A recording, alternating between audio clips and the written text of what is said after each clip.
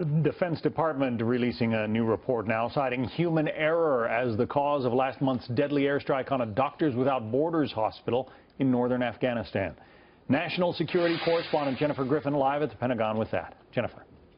John, the commander of U.S. forces in Afghanistan just reported the findings of a 3,000-page military investigation into the October 3rd airstrike on the Doctors Without Borders hospital in Kunduz.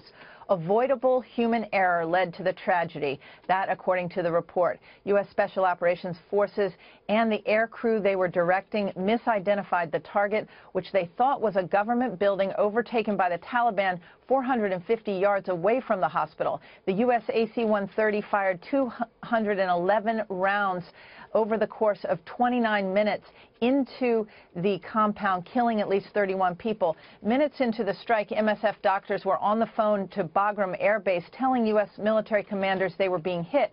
General John Campbell said the hospital was on a no-strike list.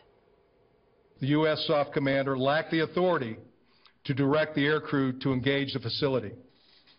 The investigation also found that the U.S. SOF commander relied primarily upon information provided by Afghan partners and was unable to adequately distinguish between the NDS headquarters building and the MSF trauma center.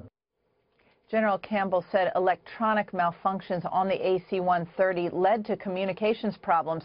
The plane was in the wrong orbit, and the crew believed it had just been fired upon by a surface-to-air missile.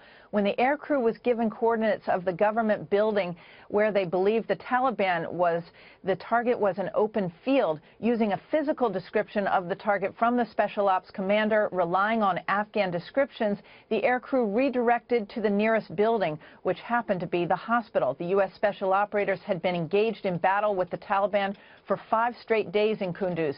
Campbell and his staff blamed a high operational tempo and fatigue for the mistake.